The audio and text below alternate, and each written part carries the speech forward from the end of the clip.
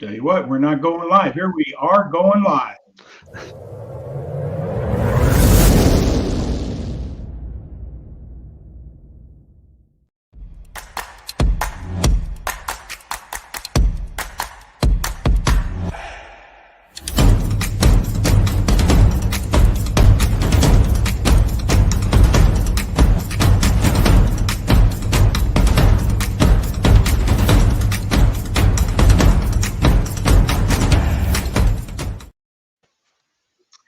Well, Mark, we are. Man, I feel like dancing when I hear all that, There, you know. So, hey, good afternoon, Mark. I tell Good you what, afternoon, Tom.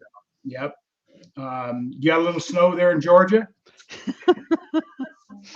Little bit yesterday. We got a little bit of reverb going on there, I think, through you. But Is that me? Okay. yeah, we'll correct that. Yeah, people were getting a little geeked up, and I did a little quick hitter yesterday. I was standing out on my deck. It was quite interesting to watch people. They shut down the forum, which is right across the street from 141 and Peachtree Corners. Gina and I went over there. I think it was about 6 o'clock. The whole thing was shut down. So it was interesting, you know, other than grocery stores being open. But a lot of your retail people shut down yesterday. So one of my friends from Pennsylvania, high school buddy, said, "Yeah, I know you're in Georgia. We grew up in Pennsylvania." He said, "We just deal with it, and they'll probably shut the whole town, city, stratosphere." But it was good.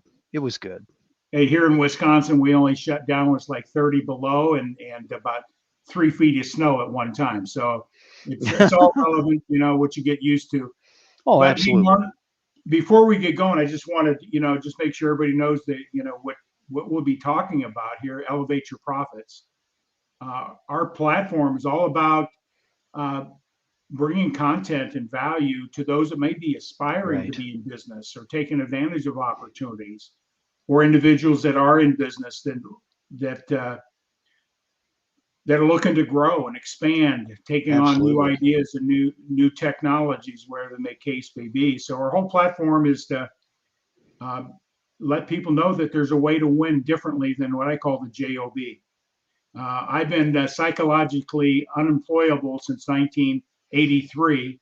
I got that entrepreneurial spark within me back in 1983, and it hasn't died yet. So That's cool. it's the best path that I've ever taken. I encourage people to try it as well. But before we bring our guest in, anything you would like to comment tonight? Well, I was just going to ask you, like, could you tell me how your cellular health is going today? How do you feel?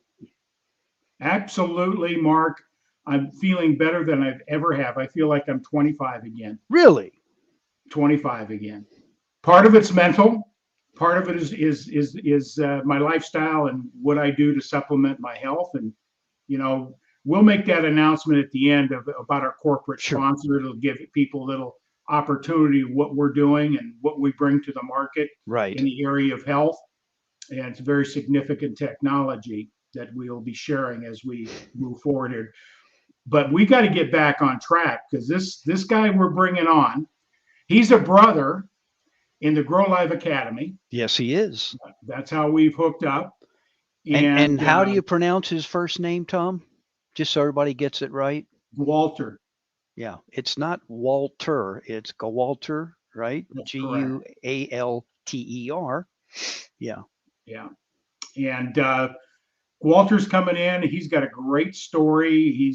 We're going to just let him roll, and Mark and I were just going to bounce some questions off him. And I'm absolutely know this for a fact. You're going to come away tonight with a better understanding, a mindset to win, what it takes to win, looking at real estate as an option for that winning strategy. So, Right. with no further ado, we're bringing in Gualter Amarelo. Hey, good evening, Walter. Good to see you, Tom. Good to see you, Mark. How are you guys? Hey, I'm doing great, man. I've been waiting all day for this, you know. You didn't You and have me snow both. down there in Florida, did you? I No have snow? not seen snow since I visited home in Christmas. Hey, just real quick, I do want you to know that do you know St. Petersburg, St. Pete Beach, right?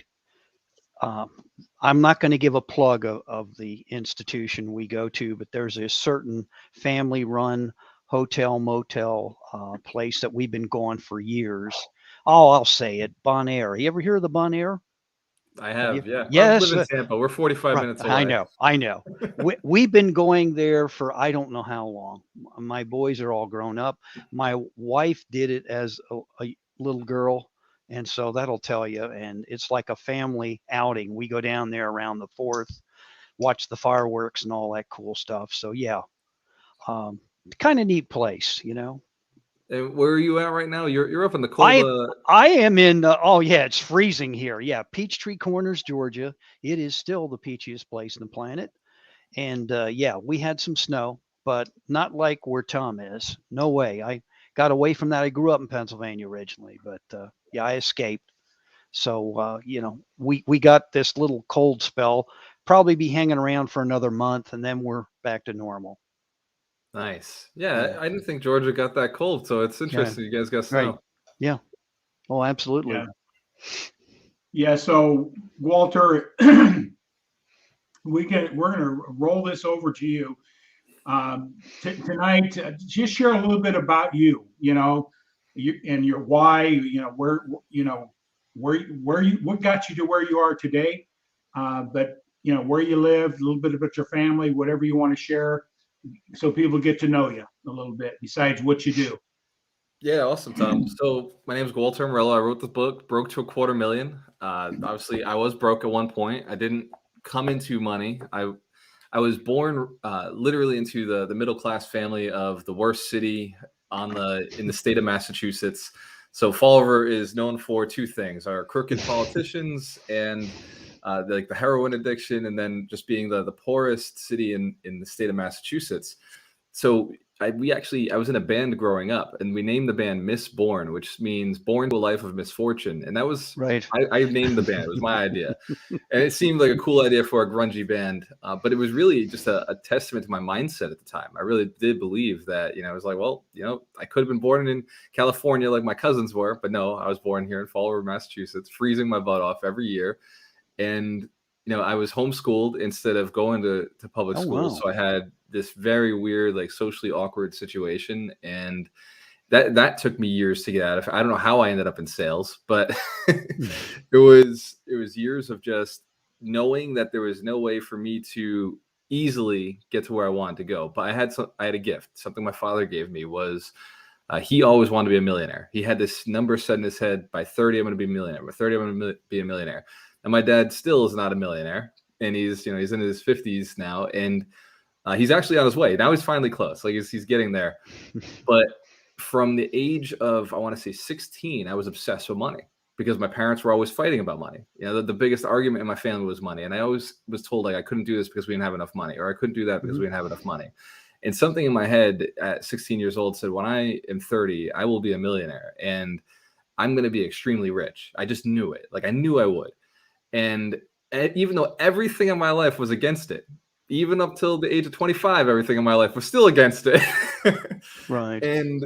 But I did buy a house at 22. You know, I did something unique that none of my family had accomplished. I was the first to buy a single family home. And something about that gave me confidence, just realizing like that process was kind of possible for me. And it got me thinking like, okay, if I did this, I'm going to start buying all the real estate. This was 2008, right? So I'm going to buy all the real estate. This is the bottom of the market. I'm jumping in. And I called every lender that I could, and every lender that was, you know, registered on like Google was saying, no, you can't buy a multifamily. You can't buy a flip because you have a house still. They're like, if you sold that house, or if you had extra income, 20% down, then you could go buy a piece of property. And I kept being told no to do what I wanted to do because I'd done the research. I've been stock trading for about 2 years unsuccessfully. You know, I'd make 2,000, I'd lose 2,000. So it was just up and down during that time. But I became really obsessed, especially around 25, you know, around 26. I started realizing like, dude, like the trajectory I'm on is not going to make me a millionaire. I was an accountant, right? I went to school and I became an accountant, and I was looking at it saying, man, like if I make 40,000 a year, every year, like I'm going to make $1 million in 20 years, over 20 years.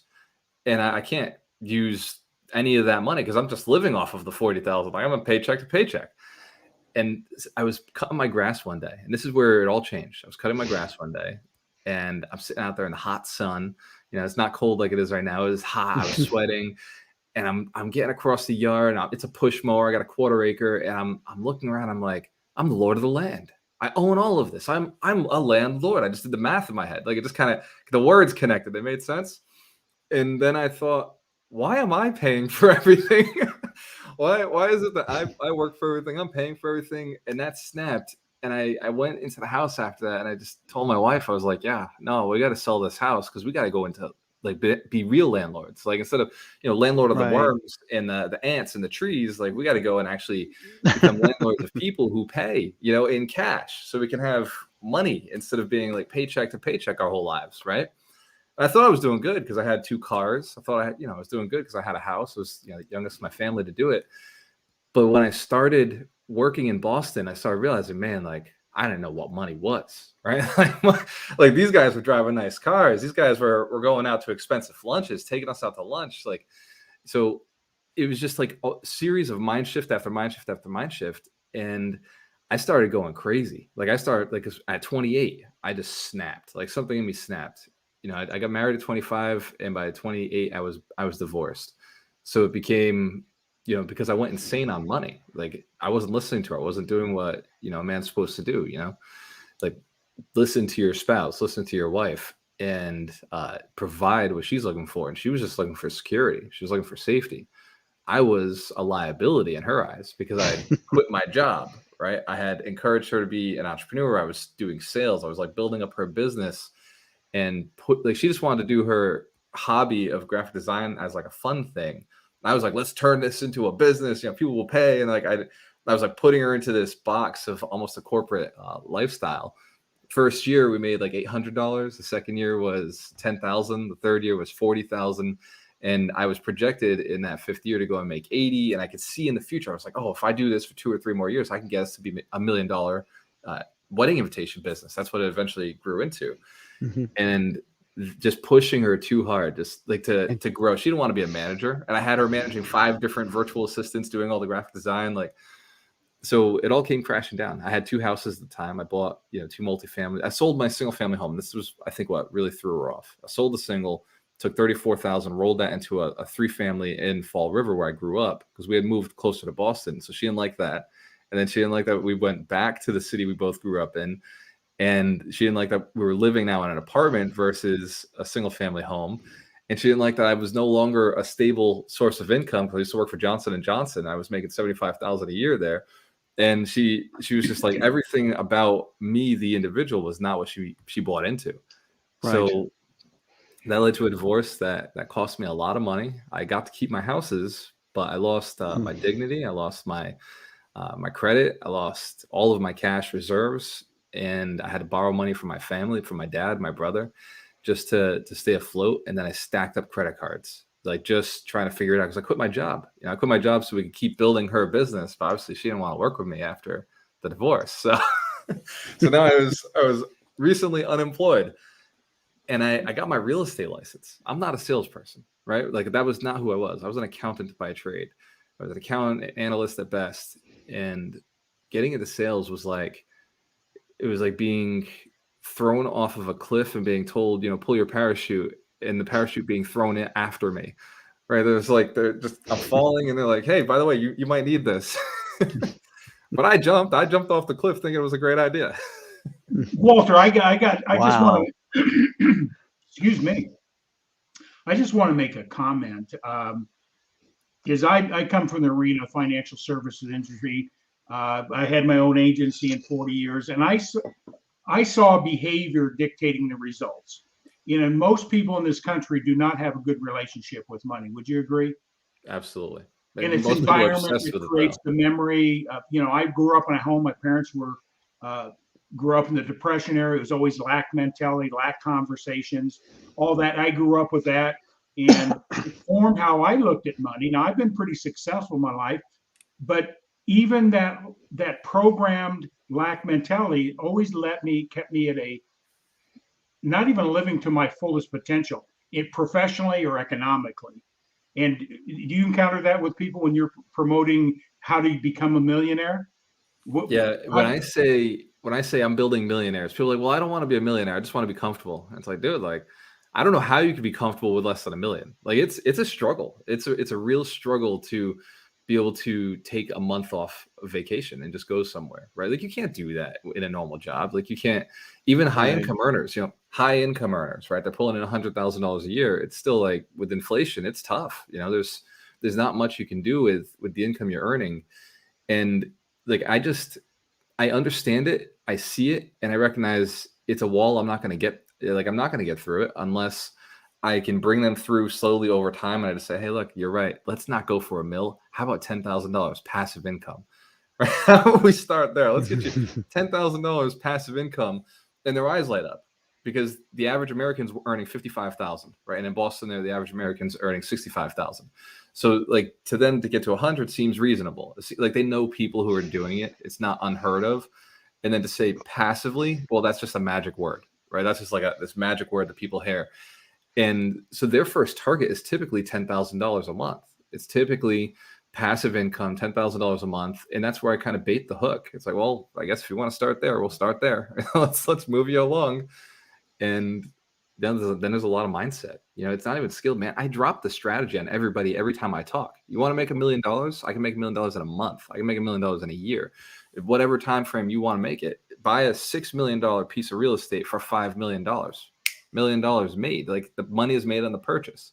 But to get somebody to think that they could go buy a $6 million piece of real estate, that's the work. That's what takes, weeks and months. And you almost have to get them to fail a couple other smaller things and get their small wins before they're finally like, oh, okay, I bought one small duplex. Maybe I can buy a 6-family. Maybe I can buy a 12 unit. Maybe I can buy a 24 unit. And then they stack up to the point where they start looking at those 24 unit deals or 50 unit deals where, wow, like, I had to bring in a partner, but I got the deal done. Like, who cares? Like, just bring in somebody. 50% of $1 million is still $500,000. Put that into Tesla and it'll become $1 million in a year or two, right? Or 4 years. If it took you 4, who cares? Yeah. So your objective and your mission in life is, what's it, 100 what? 100 millionaires Millionaires to build 100 millionaires. Right. So it's a much lot of bigger than people just 100. It's 100 inspired to go and build their 100. Yeah. Right. Yeah. And a lot of times people can't comprehend that. I talk about how to create $1 million asset. And it's not always about having $1 million sitting there. Is what can generate an income, as if you had that money sitting in an account someplace generating 5, 6, 7%. That's what I teach people how to do, how to create a passive income. That's what I loved about the financial service arena. 20 years, I had good, solid passive income. I had residual bills. Now I have residual income. So what I have been doing all these years, and anything I've ever done, except for a few other business ventures, is how can I create an asset that generates cash on a regular basis? Now, there's real estate's one way. A lot of people can't see themselves. And then there's other ways out there in the marketplace that give great opportunities. But when you get somebody's interested in what you're doing, what's your first thing you ask them? Yeah. So the first thing is, well, how much did you make last year? That's my first question. Within 5 questions, I'll know your blueprint and I'll know where you're going to be. So what'd you make last year? What'd you make the year before? What'd you make the year before that? Then I just do the averaging, right? Okay. If they're on a stable line, okay, they're probably going to make the same thing next year. I'm going to have to do work on that. If they're going up and I'm seeing a 20% increase, okay, they're a grower, but they're not going to be easy to adjust. Like, it's still going to be some work. The only people that are easy to work with are the people who come to you and they're like, yeah, I doubled my income last year. I doubled my income the year before. So I just don't know how to do it this year. And those are the 1%. Most of the people I work with have either stagnated or they've dropped down income. And that's not why they're talking to me, because they had a bad year. Now they need to shoot past what they previously did because they got credit card debt or they got some sort of, they're behind the bills. Their bank account's not where it belongs. And that's usually the people that I'm talking to is not necessarily the people going even, but the people who've dropped down a little bit because they're looking for a big year. Can I, because I'm in personal development, I'm a Bob Proctor certified consultant. A lot of people don't know what I do behind the scenes. I been in that for about 7 years. I remember when my wife and I both got certified, made a substantial investment. We recognized that would be a great business opportunity for us. And I remember meeting with Bob Proctor, and I've built some businesses in the past. So I had my business plan. I could take it to a bank. It was that detailed. And just like you said, the first thing that I sat down, Bob went through my business plan, and he's going through it pretty good. And he suddenly just dropped it down. And he says, Tom, the best plans in the world will not work for you. I said, Bob, what do you mean? I got a little defensive. He says, let me ask you some questions. What's the most you've ever made? What have you typically been making the last 5 to 10 years? And he says, your mindset's not, you don't have $1 million mindset. You've got a $50,000, $100,000 a year income.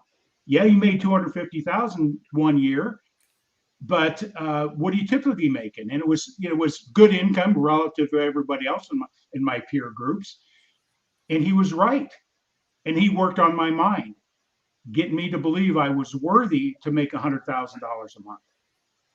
Yeah. And got me clear on my why, my purpose, and what's the money going to be for? That's the driving force.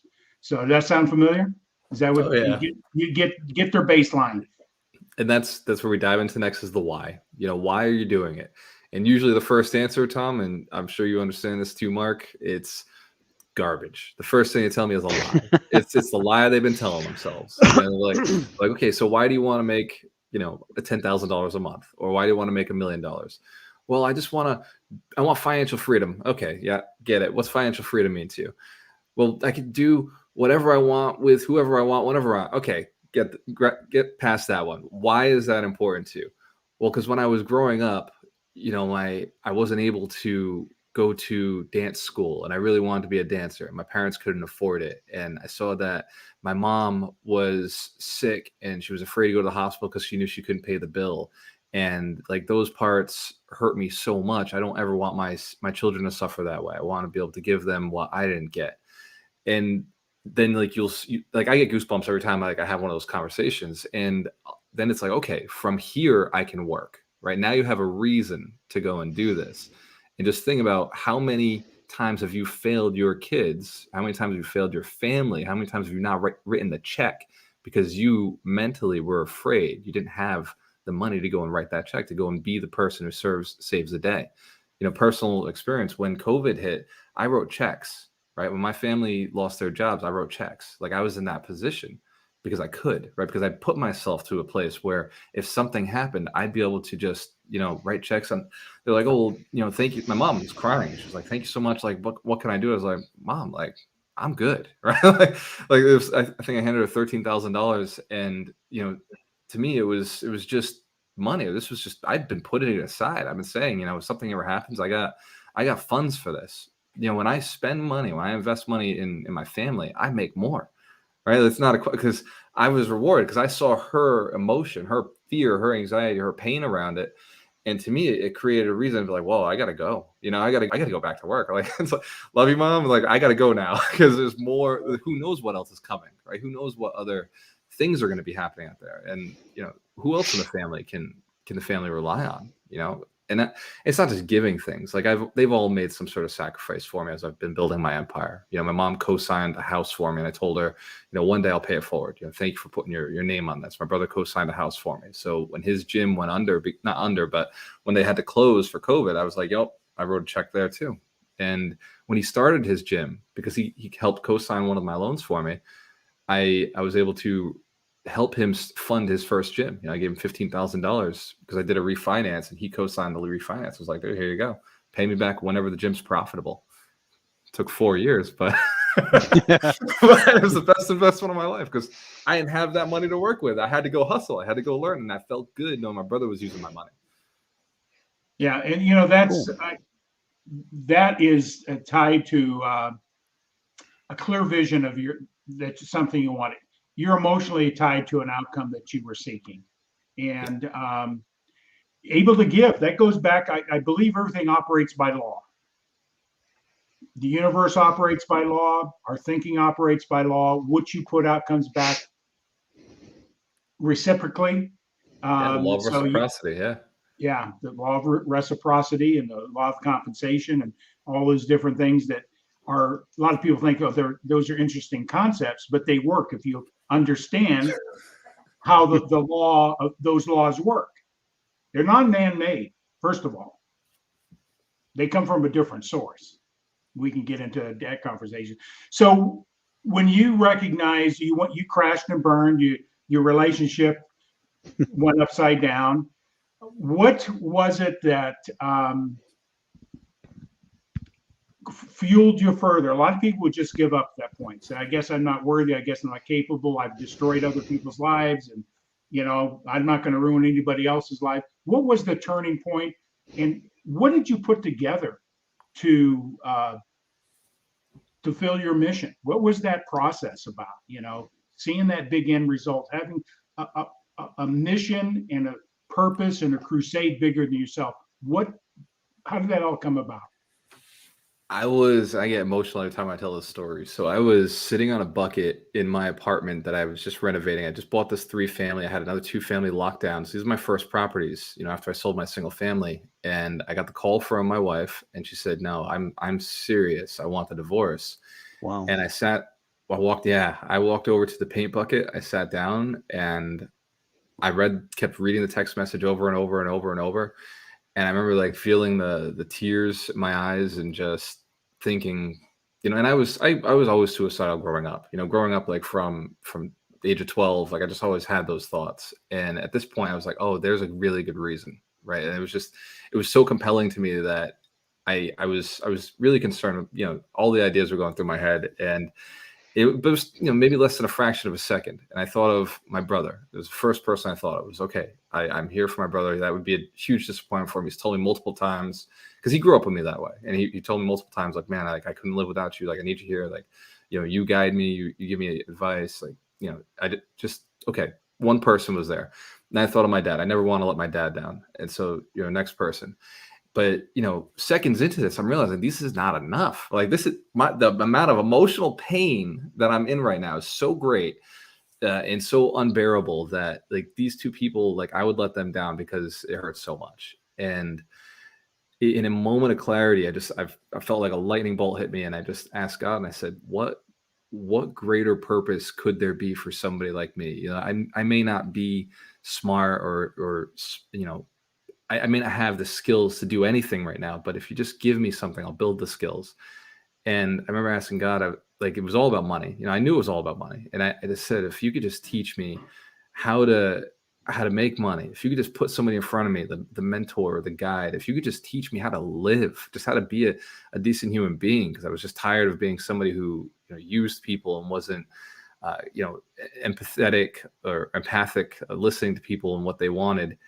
If I could just learn how to be a decent human being, then I would do whatever it took to teach others. And that was and I remember standing up from the bucket, walking across the living room and looking out the kitchen window and seeing the property I put under agreement and another property across the street that I knew was for sale and another property across the street. And I said, one day I'm going to own all these. And it was I knew it. I knew every piece of real estate that I see out this window, I'm going to own all of this. And when I do, I'm going to teach. And I bought a piece of real estate on that block every year for the next 5 years. And some years I bought 3 pieces until I would walk down the street and people would call me Mr. Monopoly. My neighbors, my tenants, and I had 22 units all in one little block. And I had done it. And I realized at that point, that's when I wrote the book, Broke to $250,000. I realized at that point, it's time to go teach, because I made a commitment. I made a promise to a higher power that I have to go and pay it forward. Because at this point, I'd become a millionaire. I'd figured it out. I wasn't hurting for money anymore. I wasn't thinking about money anymore. I was just doing. I was living. I was enjoying. I was being caring and giving back to people. And that was. I know it's kind of a long way to tell the story, but it came from my worst moment, Tom. Mark, it was the bottom. Yeah. Wow. Mark, go ahead, Mark. I was just going to ask you, I don't want to get into it, but I'm going to Gogginize you like David Goggins and get raw and get down and real. But, you went through a divorce.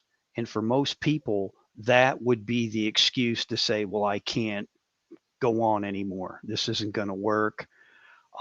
Obviously you didn't. And when you mention about the average millionaire is 57 or something, and like I know when my dad, before he left this planet, he was one of those. It took him quite some time to get there, but there's ways to get there. Tom, being in the financial arena, knows that.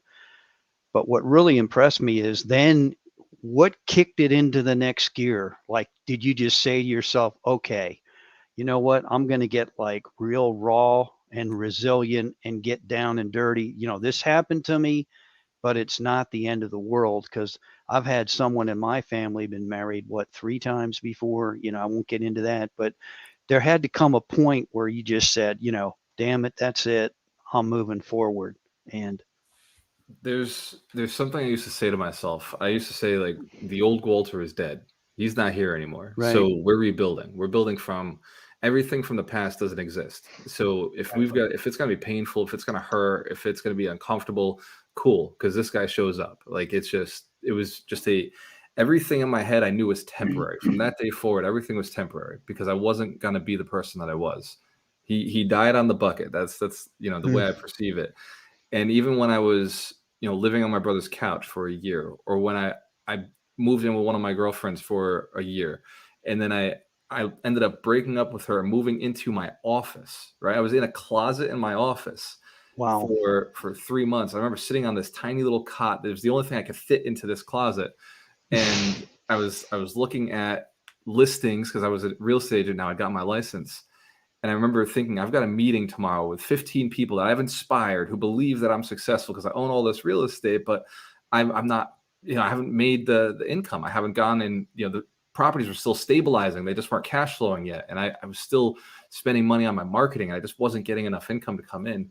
I remember saying to myself, this is temporary. Like, this is all temporary. One day I will be so big. I will tell this story and people will be like, I can't believe you ever did that. And I'll have to take a picture of this freaking room, because one day I'm gonna have to show people that I actually lived in a closet.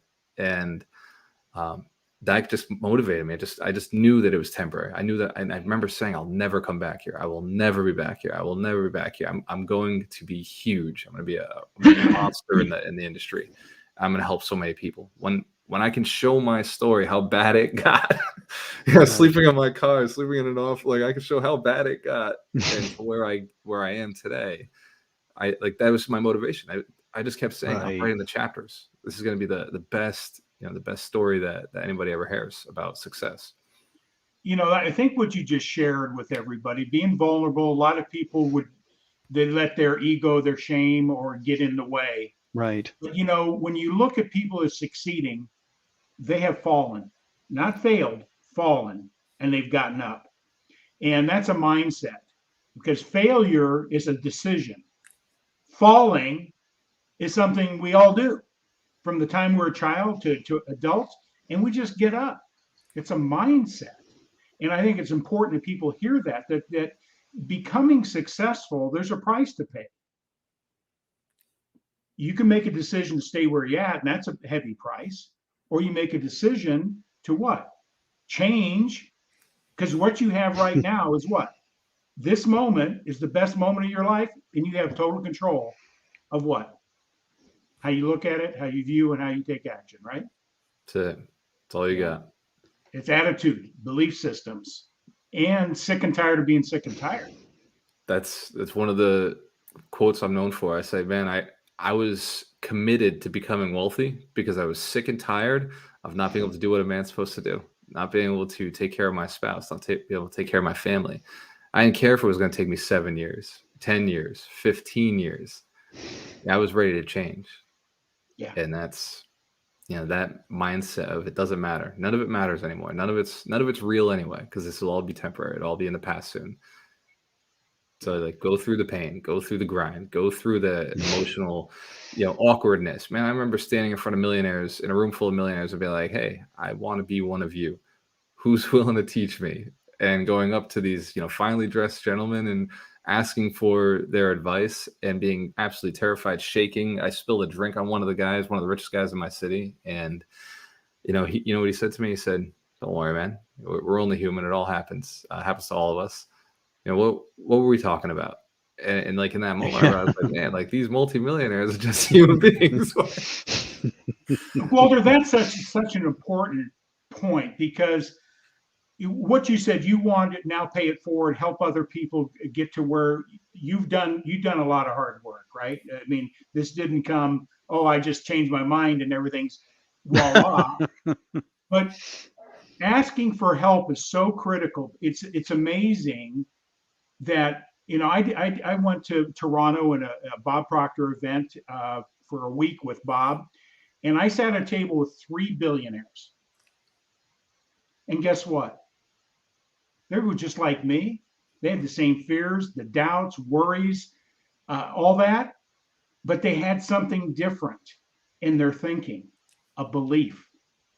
And they struggled. I mean, some of these guys lost hundreds of millions of dollars and bounced back, and they made 3 times what they, guess what they did? They didn't have a failure. What could I learn? What could I take away from this and not repeat? What can I grow? So I think that's important, is don't hesitate to talk to people that are successful. A true human being that wants to help will give. Yeah. Without any expectation. They will say, hey, young man, I'll help you. Not write you a check, but I will help you if you do what I say. Like Bob says, do exactly what I say, you'll have success. Do exactly what I say. Right? Yeah. That's the secret, is the advice is there, right? It's there. Yeah. You've just got to do it. And like, I've read over 350 books, right? And I've read a lot of those multiple times. But what changed me was I started paying for advice. And people tell me, well, I don't want to pay for advice. Well, cool. You stay right where you're at. That's fine. I didn't either. I didn't either. I paid over $130,000 for my personal development just to get the answers from the guys who had it. Like that was painful for me, because I was homeschooled, so I didn't pay for my education. I went to, like, the first time I paid for my education was college, and I got something out of that. I like picked my freaking classes. I was like, I'm getting an Excel class, I'm getting an accounting class, I'm getting a marketing class. I wasn't taking histories or any of the useless, what I saw was useless classes in college. And I was like, when I invested money, I was very, very intentional about it. I had to be able to use a skill for the rest of my life. But when I started getting out into the world, I realized the guys who I could easily identify who had skills cost money, right? And the guys who were wealthy were hidden. They were like, kind of, they don't talk about their wealth. Like my mentor in my main city, like my main mentor who helped me like build a lot of what I've done. Hard to find. I just happened to be at an event where I literally paid to be at the event. I paid $250 to be in the room. It was just like a lunch. I paid $250 to have lunch with these guys, but it was a mayor event. And I met all of the wealthiest guys in the city that night, because there was only 40 of us, right? So I paid more than I'd ever paid for a meal before, but I was in a room with other guys who could afford the bill. And I started meeting these really successful guys who you could never, you never find them. You never know they got money, right? Because they stay home. They're not crazy. Right.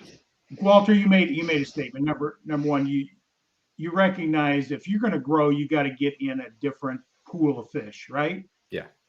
You got to change the aquarium you're in. That's because I'm lazy, Tom. I don't want to go work the hard way. I'll do it if I have to, but I found I don't have to. Just ask somebody who's got something how they got it.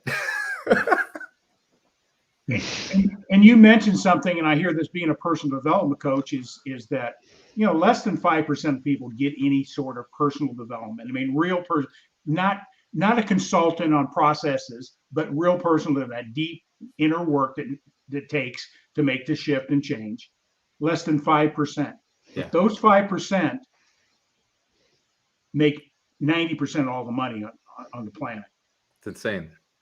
Success leaves a clue. So why don't we make a $200 investment to go hang, or take a workshop for $90? And a lot of people say, well, that's crazy. Well, I'm like you. I've spent over 6-digit in personal development. Yeah. I've made more in return than I've ever invested. The ROI has been well worth it. Yeah. But I hired one coach this past year to teach me how to speak better. right? To do my webinars better, to do my live stage presentations better. And he told me, he said, with your business model, with what you do, you'll make it back. So yeah, I can take your money, no problem. And I paid him tens of thousands of dollars. And at the summit, at the 100 Millionaire Summit, in one weekend, we pulled in $300,000. So it was more than a 10x return from, well, it's just about a 10x return from, I knew what the right investment was to make. And it wasn't that he gave me knowledge. Like, I know public speaking. I know I teach it myself, but I needed the accountability. I needed him to be like, yeah, I need you to redo this. Cause I'll post stuff. I'll just like, hey, there it is. I prepared a little bit and I'm going to go out there and do it my way. I wanted that outside opinion to hold me accountable, to drive me forward, hold me to a higher standard. He has 12,000 hours on stage, live on stage, doing sales presentations for T. Harv Eker for The Secrets of the Millionaire Mind. So when I went to him, I said, look, I don't have that many hours on stage. And as far as stage selling, I know I have a great product, but I'm concerned that I might not hit my ethical duty of selling that product, because I still get a little concerned when I hit the close. When I get to that close part, I get a little concerned because I'm asking for money. And, you know, that internal dialogue, and just walk me through it, you know, for months, he and I prepared. Wow. And, you know, so let's talk about your program. You just did a summit. I remember, you know, we first started talking, we'll get back together. Share a little bit about that summit, and are you going to be doing more? Is that part of your platform to introduce people to your methodology to win in your space? Share a little bit about that summit you put on, and what do you teach? So the 100 Millionaires Summit is a once a year thing. We go big. We pull in hundreds of people. This year was 100 people. So the goal this year is 1,000 people. And we bring in 100 of our students. These are people who have either worked with us or they want to work with us. And so their friends bring them in. And at the event, like, these people have never met each other, right? Like, our students are all over the country. So they all flew into Orlando, and now they're finally networking and meeting with each other. So one, our partnerships put together were done in that room over that weekend, because day two, we put partnerships together. We identify, what is your strength? What is your weakness? Okay, we're not going to replace your weakness with time and effort. We're going to replace it with a human being. Let's go find somebody else whose strength is the opposite of yours. And so we tie our partnerships together faster that way. On day three, we finish building a business plan that's $1 million business plan. I start the event saying, dude, if you don't want to build $1 million business plan, get out of the room. Because all I'm focused on this year is $1 million business plan. I will not build a business plan less than $1 million, because it's not worth my time or your time. If a business can only make $60,000 a year or $70,000 a year, like, let's not even talk about it. We're building $1 million business plans. And that's what we do over the weekend. And we go through mindset. We bring in Doug McGurk, who's he trained with Tony Robbins for 3 years and toured with Tony Robbins, you know, one-on-one, personally, like helping Tony's students. And Doug is probably one of the best NLP practitioners I've ever met, best mindset speakers. And so he walks us through a process he calls Dickens, and it kind of takes you back through time into, like, what if, you know, that didn't happen? What if that didn't happen? What if that happened? What would you do differently? And it, you know, it's just transformational. But then I have my financial planners in there. I have my attorneys in there. I have my credit specialists, my lenders, all on stage speaking about the specifics to how we buy businesses, build businesses, and buy real estate. Those are our two avenues. And I even have a crypto guy come in. He does his crypto prediction for the year. Mitch Jaworski, the Scaredy Cat Guide to Knowing What the Heck Bitcoin Is. And so each one of these guys has written books. Each one of them is a millionaire, and women. Darina goes and she speaks as well. You know, she speaks on follow-up, how to build relationships, there's more money in the follow-up than there is on the upfront punch, right? Like the first conversation. And so each one of them is a specialist, and they're all millionaires. They've all done it through real estate, stocks, and crypto. And they're giving their process how to do it, and also their specialty. So when you're at the event, you're building not just the plan, you're getting the resources. So day two, we connect you with the people. And then on day three, we're like, okay, this is a day of heavy commitment. Here's one more review of what your plan is. Here's one more review of the people that you connected with. Here's one more review of how we can move forward to make sure that you're being held accountable, connecting with accountability partners, connecting with coaches. And at that event, we offer our mastery program so that if somebody does want to move forward and get that hand holding all the way through, we have weekly calls and we have monthly mastermind calls that are all kind of tied in together. along with 3 other events. Mastery is just a big program. It's, we talk about NLP, we talk about business, and we talk about, finding your purpose and your why at 3 separate 3-day events. Mm-hmm. And the summit is just transformational. Everybody who went to the summit, and I go nuts, man. I don't waste my time on small stages, right? I get to choose a stage, so we get fire, we we got lights, we got a big stage. Like, we got a DJ who comes in. I had 5 people on the camera crew, so I've got thousands of photos, hundreds of hours of video. So like I make it a big event. I make it special. I had my $1 million at the event, so I brought the $1 million in cash so that certain people who came up on stage would get a picture with the $1 million, put it on their vision board. And when I'm at the event, I make it feel like, hey, no, that's a real $1 million for you right now in this moment. That's $1 million. Regardless, it's all paper anyway. But for right now, you're thinking when you come up on the stage, that's $1 million and it's yours. And let's get this done. So when you put it up on the wall, you start visualizing. Let's go make it. Why not? It's just paper anyway. Let's go get it. It's in the hands of others. I just got to serve. I'm just listening to, I love people that are succeeding, their language, their energy, all that speaks a language, a different language. And sometimes that's intimidating for people. They don't know how to deal with that. It's only through awareness do you recognize how to change. But you said something, I think words have power. You know this. You were talking about different. A lot of people said better. I got to do something better. You know what that's a negative thought. Different is a positive because you're not beating yourself up. So I picked up on the words you used. I have to, yeah. And it's the language is internal as well. Because if you say I got to get better, that means you failed. Right. When you said differently, I just got to get up. It's a whole different, right? Would you agree? Yeah. Yeah. So if I was taking it personally, I probably wouldn't be where I am. The reason I'm bringing that up for everybody is that the words we say and think dictates the results where we're going. Yeah. And if we can't understand our first thoughts, how can we change our direction? Our first thoughts always dictate. Hey, Gualter, first time I meet you, I'm going to show you how to make $10 million this next year. What's your first thought? All right. Okay. Let's go. A lot of people will go to how. First thought is how. You fail. You're already programmed not to go. So Don't go to how. Yeah. The hows come when you believe, right? That's right. We had a billionaire in the room the other night, right? So Ken Walls, we were on the Grow Live Academy, and Raimi said, I asked him, and I can't understand how blessed we are to have that opportunity. But a billionaire is in the room, and I have the opportunity to ask a question to a billionaire. And he says to me, I asked, well, how do you come up with the plan? How do you come up with these $1 billion plans? Because all my plans seem to be in the $5 to $10 million range right now, and I haven't gotten myself to work up to that $1 billion. How do these plans start? And his plan, his visualization, manifestation process is the same as the thing I use for the millionaires. First, you got to believe it's possible. So I'm like, okay, I should have known that was coming, right? So first, you got to believe it's possible, and then you got to pick something that's sexy enough, that's big enough to actually make $1 billion. It has to be something, you have to have enough people served or there has to be enough money on it.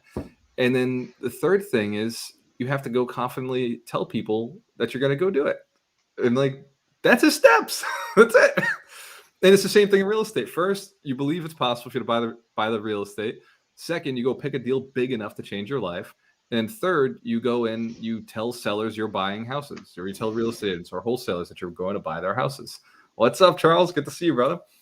Thanks, Charles.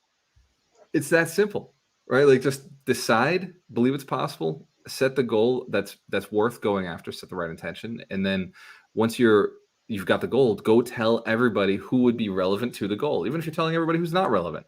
I've bought deals from people who I didn't ever think I was going to buy a deal from them, but they sent me to somebody else who I bought a deal on Snapchat once, right? From a guy in Florida when I was living in Massachusetts. Snapchat, really? Snapchat. Okay. I just posted that I was buying a piece of real estate, and he says, hey, I got one for you.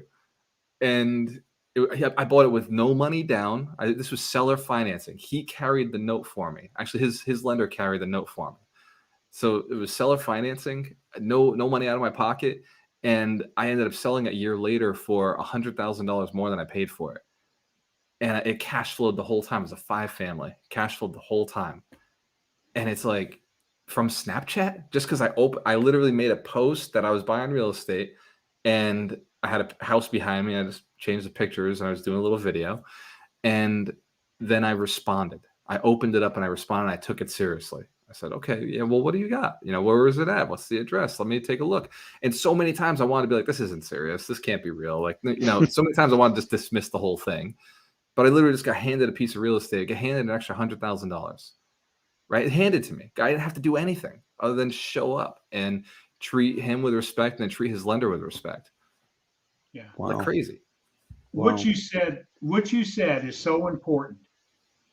And I'll say this is that you're clearing what you want. You're going to do what it takes. You're going to put that energy out, irregardless who's listening, because guess what? The universe will, whatever you put out, is going to come back in like. You cannot take positive and replace with negative. If you put negative out, you can't replace positive. That's Einstein. That's physics of our thinking, the energy, right? So the key, I think what I heard you say is if you have, no matter whether it be real estate or network marketing or any other business, share it with everybody. Yeah. Share it with everybody. Because either may become an influencer, or you fill their need, or they may know somebody. Yeah. And how many times do people make judgments? Well, that person wouldn't be interested. Oh, he's too big. I'm too small, right? Yep. Hey, right? Would you say just put it out there? Just put it out there. I say this on every call I do. I'm available, right? And I made my website, I made to be like Facebook, right? I made it, designed it to be like a social media platform. You could just message me. You could literally just ask me questions. You can drop comments or you get not just me, but my mentors, right? You get my people who are helping. And when we wrote the vision for this company, we said, this is a multi-billion-dollar company. Like in current terms, this is a multi-billion-dollar company. We're building it in this manner so that it serves millions of people across the planet. And the only way to do that is for us to disrupt education the way it is. And what's the problem with education is you go on and it's a video or it's a blog, or like we have to disrupt it by giving access to the teacher, to the expert, not teachers. Here's my requirement for our mentors. You got to be a freaking millionaire, right? If you're not, like you haven't earned the right to teach how to make $1 million. Exactly. And you got to be holding the status. It can't be somebody who pumps and dumps, right? Like you made $1 million, then lost $1 million. Like that's great. And until you figure out stability, I don't want you, poisoning the water hole. So that we got to make sure that we have these standards. But our students have access to our millionaires. They have access and they can just by a post, whoever wants to, whichever millionaire wants to reach out can reach out, or multiple of us, reach out sometimes just because we're on and we want to give our opinions. We got ego too. Or, hey, I'm just as right as him, but you could try this too. And it's become Alchemist Nation is like this powerful platform that we offer for free. And then we have our more involved, like, hey, jump on a live call with us. There's a lot more engagement. Those we charge for. But the way we see it is like we just want to serve more people, right? Like it's this massive monster mission of how do we get in front of a ton of people? Well, we got to qualify, 100 millionaires who are then inspired to build 100 millionaires. In order to build 100 millionaires, the 1% rule, you got to go through 1,000 people. Right? So you got to go through, if you want to go through 1 millionaire, you got to go through 100 people before you find somebody who wants it bad enough. Yeah. Not that they have the skills, those skills required, just have to have the burning desire, which is rare in our society until it's not, we make it more common. Again, I'm picking up the verbiage of those that are succeeding. You never talked about a goal to be $1 billion company. You talked about the vision. The vision. Because goals by themselves don't work without tied to a vision. Yeah. The vision's got to be bigger. The goals are just the processes you go through. That's right.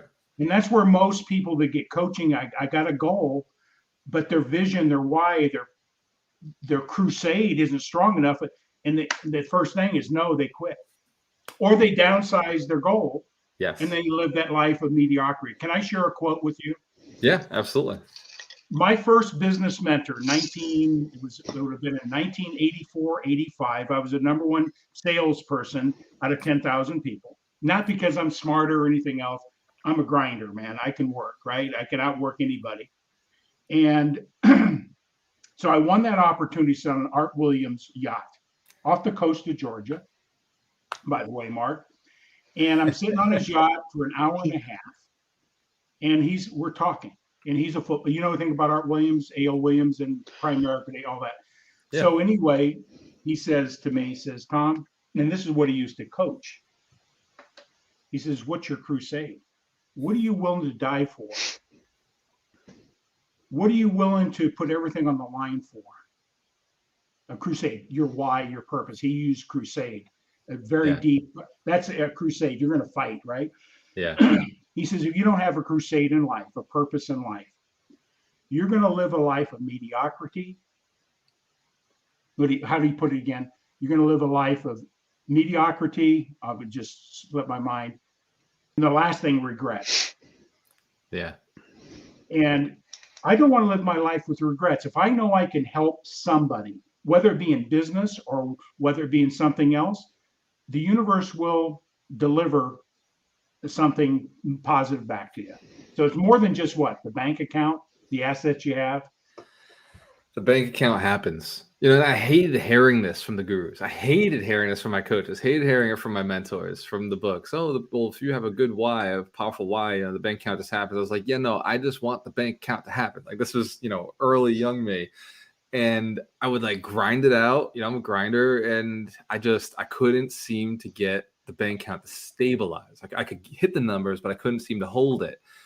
And it wasn't until I put myself into a position, and you can't, the vision or the what'd you call it? The crusade isn't necessarily yours, right? Or it isn't for me, right? Maybe it's just the way I look at it, but I couldn't position it as it's my crusade. I own this. I've got to go do it. It was the crusade has to be done, and I'm the only one who sees that. And so I'm looking around. I'm like, well, nobody else is fixing this problem. I've got to go do it now. Out of the way I was raised, if there's something falls on the ground, you have to pick it up. It doesn't matter who put it there. If there's dishes in the sink, doesn't matter who put them there. You just got to go do it. If somebody, if the snow fell and you got to go shovel it, it doesn't matter who put the snow there or whose return it is this week. If you see it, you're the first there. You pick up the shovel, you make sure nobody else falls. Because my grandfather was a landlord. We lived in the house. And so I always, out of respect, had to go do whatever was, so he wouldn't have to be out there shoveling. So if I caught the grass was a little tall, I would go cut the grass. If I knew the grass got cut on Mondays, that was in my head. And so now when I saw this big vision of the education system is completely screwed up, it's, screwing up generations. It has for the last 50 years. And I'm like, okay, there's people out there doing it. There's people out there fixing it. There's people talking about it. There's a lot of, educators, a lot of coaches, a lot of mentors talking about changing the education system, but they're not tech savvy, right? So they're out there talking about, we should do this, we should do this, we should do this. But nobody's doing it. There was actually jumping in and making it easy for, young entrepreneurs to just jump in and have the information fast.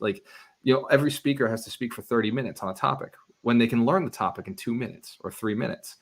So in Alchemist Nation, our focus is how do we get this education, this process into their head fast, quick, the way they want it, easy. So it's not complex, not difficult. And everything we do is how do we get this to them faster and more effectively than Amazon can deliver packages? How do we get this faster and more effectively than Google can deliver search results? How do we make this spread out bigger and faster than Amazon spread, Facebook spread? How do we get that kind of inclusion? And it's with those questions, we get good answers because we're asking questions. We just set the flag so far out there that we're this is how we change the planet is through education. Okay, then that's where our gift is. Fortunately, we've spent a long enough time in education. Fortunately, my business partner has a computer background, an IT background. And fortunately, I have an IT background. So we just kind of merged everything and said, well, I spent all that time learning how to speak and educate. And now it's time to combine our industries, our understanding of the financial sectors. We know how to raise capital for an investment project like this. And it's just start talking about it, start getting it done. and we're seeing massive results just in the few months that we decided let's go all in on this, because we had to ratchet it up, right? Where the company is almost a $15 million company right now. We're just like, okay, like we could do this doubling for the next decades, it'd be fine. We're fine. We're good. But how do we make our lives like worth something now that we've made money? Now we're financially free. We got to go do something that, for me, it's my ego. He was fine, but for me, I was like, dude, I want to do something that people remember us for, right? like I want to have an impact on this planet, so that when I die, like people are like, oh yeah, no, he came this way, right? He was here. Yeah. You want to leave a legacy, and you create that. That's where a lot of people understand if getting where they want. You got to start with the end result. Write it back. What would be your eulogy? Write your own eulogy and build your success back from there. But I just want to compliment what Ernest said up here.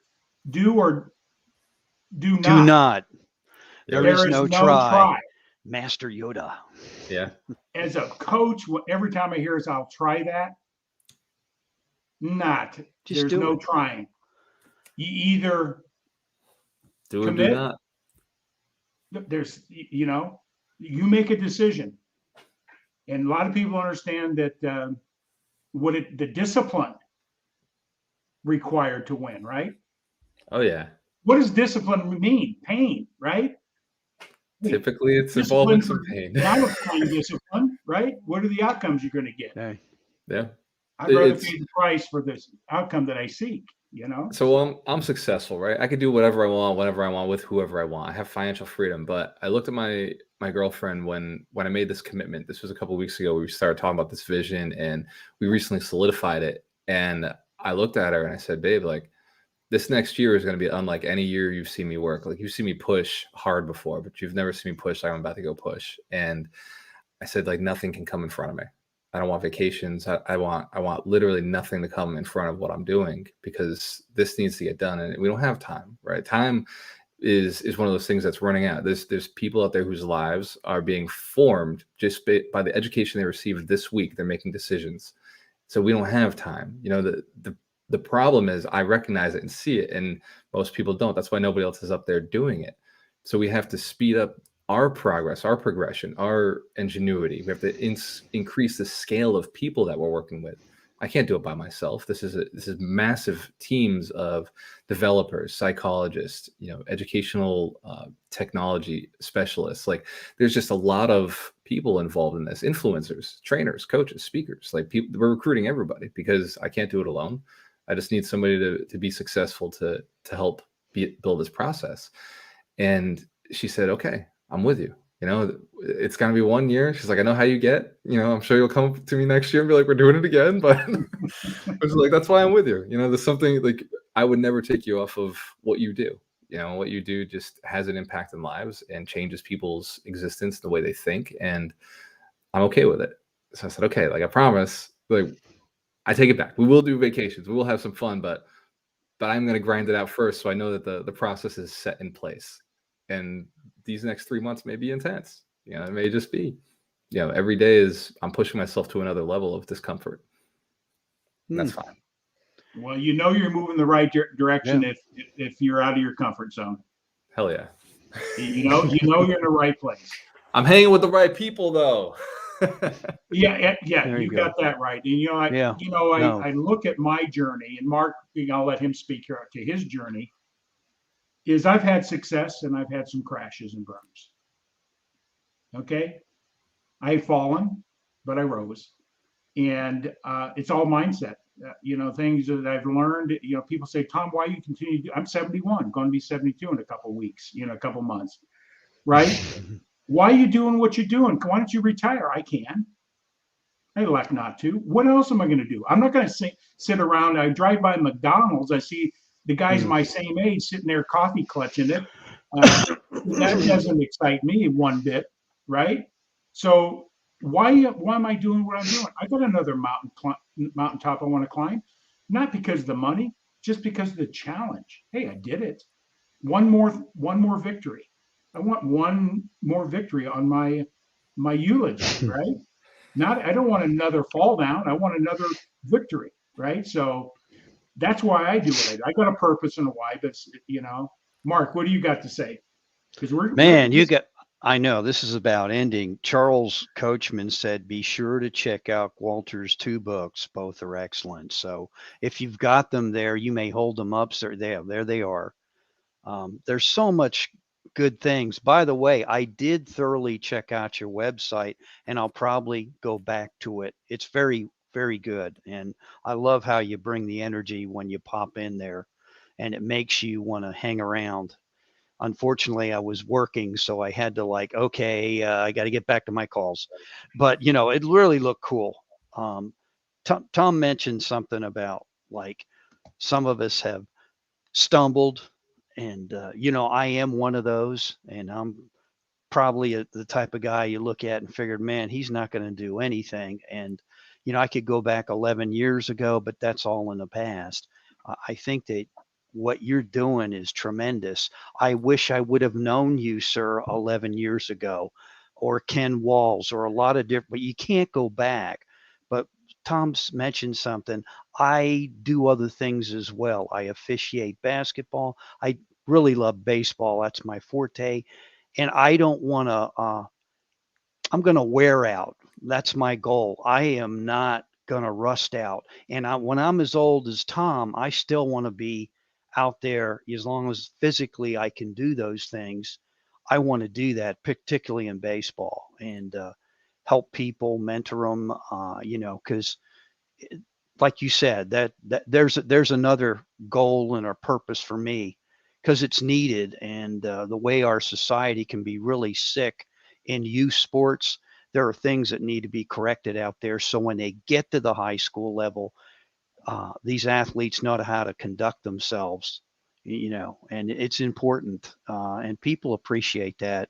I never thought I'd have people come up and say, hey, I really appreciate what you're doing. It's game 6 and you're soaking wet. You feel like crap, and, you know, you know, and you're not hydrated enough. You think you are. And, but, I'm like, man, why am I doing this? But I know why.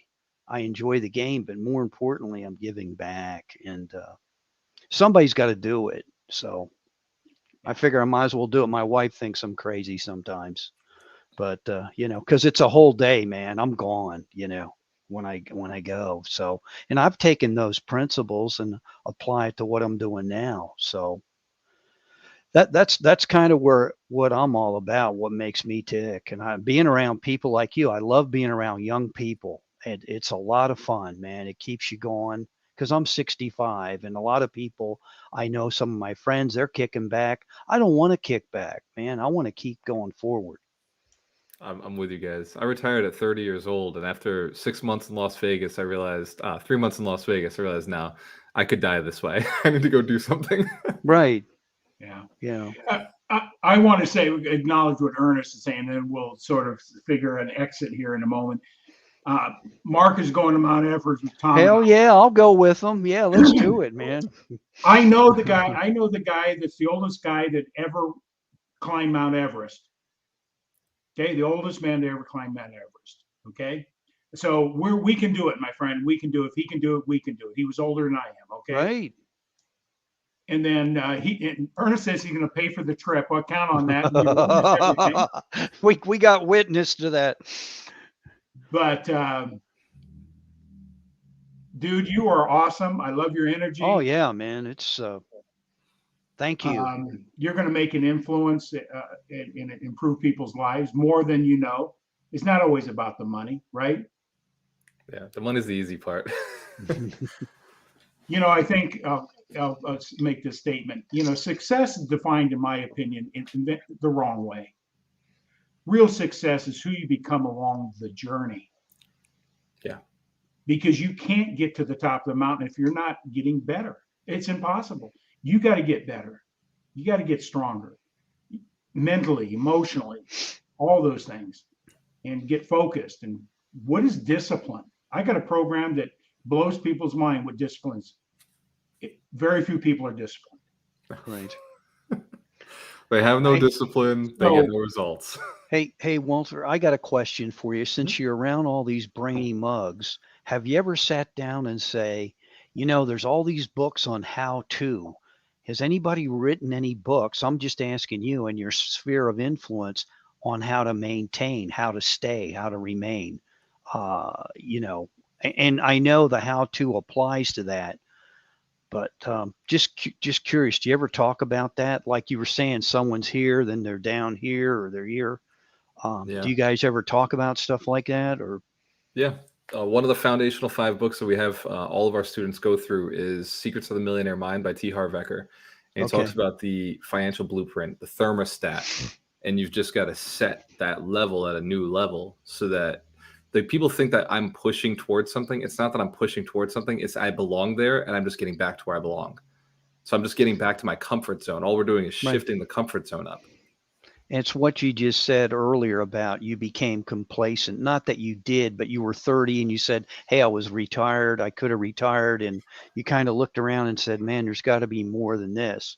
You know, I've had my fun, but I got to go back and do some other things. And yeah, it's the easiest thing in the world to do. We all struggle with it day in and day out, being complacent. I mean, that doesn't go away, you know, and I say it like, that's why I hire coaches still. And I pay more for my coaches because the stuff I'm doing is very specialized now. And it's like, if I didn't have them, I tell this to my community, I'm like, look, guys, like you have it easy, right? Like your goals are very small compared to what I'm looking at. And like, I have to, as the more successful I become, before the big vision came into my life, the harder I had to work to stay motivated, right? Because it's like, well, okay, that was too easy. I made all that money. What do I want to do now? And I kept going through these cycles of depression because I'd go and I'd hit money, and I was like, I'd driven so hard. And that's kind of how it would be like if Michael Phelps couldn't go swim in a pool, right? Like if you really break him down, like what he's doing, he's not special, right? He's just a guy who swims. Your kids swim, right? He just happens to swim a few seconds faster than everybody else on the planet. And so like, I'm just playing like, but really you don't give somebody credit for swimming in the pool, right? Nobody gets, you know, a medal for swimming in the pool. You get a medal for swimming faster than other people. Well, that's like to making money to me, like empowering people, inspiring people is the same thing, right? Like nobody's going to give me credit for making money, but if you make a lot of money in a short period of time, you know, like you can't stop Michael Phelps getting in the pool. It's what he does. It's what he loves. It's what he enjoys. It's not the money. It's the game of it. It's the how many people can we serve? How much, you know, how well can we play this game of life and get good at the sport? And it's like playing chess. Like, okay, make this decision. How do I do this better? So yeah. It's just fun. Yeah, you gotta love it. Yeah. You just gotta love it. We're at the 7:15 mark, man. My God, this thing blew away. That's an hour 15. You know, actually, technically it says an hour 12 up here in the upper left, but the clock has 7:15 here. That's you guys insane. are awesome. That's insane. We went that fast, you know? I got a question for maybe a parting thought. You know, you've been influenced. Where we get in life is based on how we respond to influencers. And it could be our mother, our father, our coach, a friend. It could be anybody. In your life, what are the 2 to 3 people, either current or past, that have been the greatest influencers to you and your growth that has given you the foundation to build off of? So first with my father, you know, he definitely gave me a really good solid foundation. The second would be my mentor, who, you know, he's worth 20 million, owns 200 units, and he just taught me biggest lessons: be a decent human being. And then I would say Elon Musk is somebody I look at who just, he can put a flag in the ground, and I've studied everything there is to study about him, because I haven't met him yet, but it's coming. But that's the person where I just said, okay, like how do you get big visions? And I love studying the Great Men of America, or the Men Who Built America, that Netflix show or Amazon show. It's you know, just watching those big guys, how they made big plays, and it's like, man, they just decided to go after something, weren't afraid to ask people. It's they're going out there saying who, not how, and that's been my secret to life, is who, not how. You know, who has the answers, who's done this before, and you know, what do I have to do for them to want to work with me? Just, you know, who is it, and what do I have to do? The how, the world's obsessed with how. The world's obsessed with money, and the world's obsessed with how. That's why they work 40 hours a week to make, you know, almost nothing. They're obsessed with how to make money. I just want to know who has the ability, who has the money, and what do I got to do for them? Yeah. Awesome. Mark, in closing, anything else? That is it. It's been a real joy speaking with you and getting to know you on a one-to-one level. And like I said, you'll probably see me send some subliminal messages on your website. I'll have to definitely get your 2 books. Absolutely, Hey, brother. if Charles Coachman says they're good, then they got to be good. Because he reads the Bible every day, so he wouldn't lie to me. So yeah, No, Charles is good people. He's in my he is. community. He's Yeah. he's part of Alchemist Nation. He's Right. awesome. I figured he was. Yeah. He's a good guy. Bay Area, if you don't buy a house from Charles, there's something wrong. There's something wrong with you. Well, Gualter, it's been a pleasure. I'm humbled, to be around somebody that's winning, not just in the business arena, but winning in life now. And it comes across in your smile, so I think that goes a long way. So would you come back? Of course. No, you guys, I love talking to people who've been through more. I didn't get here by talking to people younger than me. I got here by talking to people who've got experience, who've got understanding, who have been through stuff. So I love talking to you guys. And you ask the right questions. You pull some good stuff out of me. All right. You get me thinking. And we're running your banner there. You got your website on your banner. The Alchemist, they can reach out to you, find anything they want to find about you, or get to know you, next step with you, whatever the case may be. So is that all correct information? Yeah, man. alchemistnation.com. You can find out about our free events. You can find out about our free trainings, or you can direct message me or any of my millionaires and just ask us questions. Okay, wonderful. That's beautiful. Well, hey, and you still live in around Tampa, I'm in Tampa right? now. Yep. So I'll have to maybe come see you this summer, God willing. Everything goes well.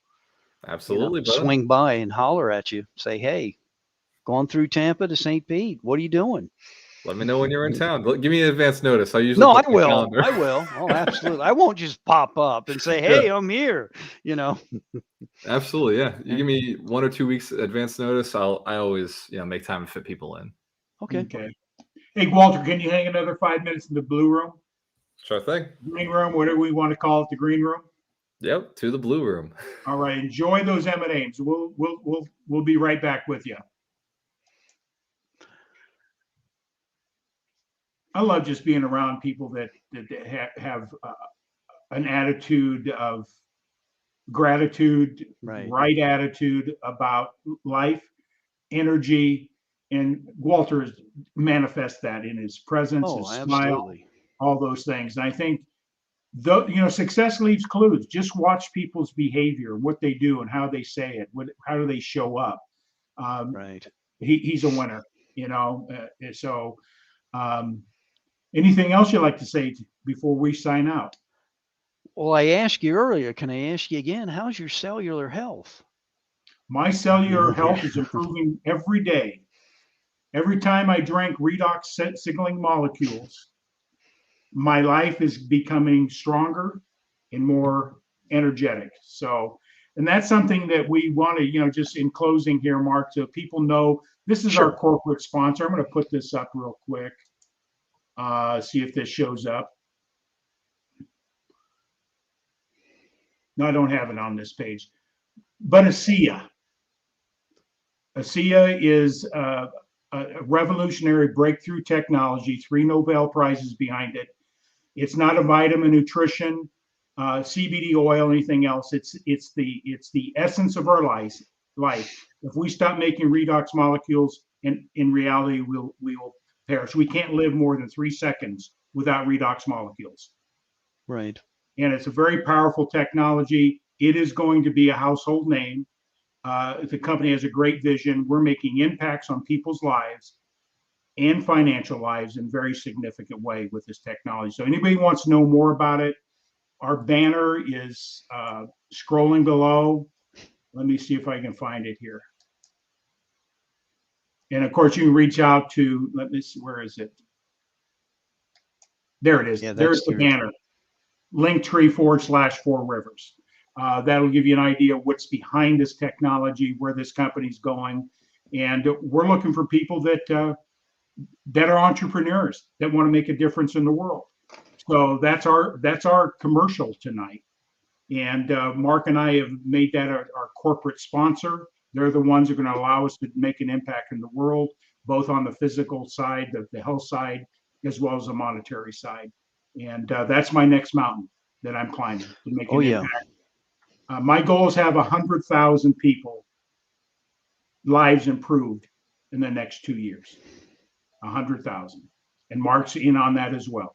I just committed. Absolutely.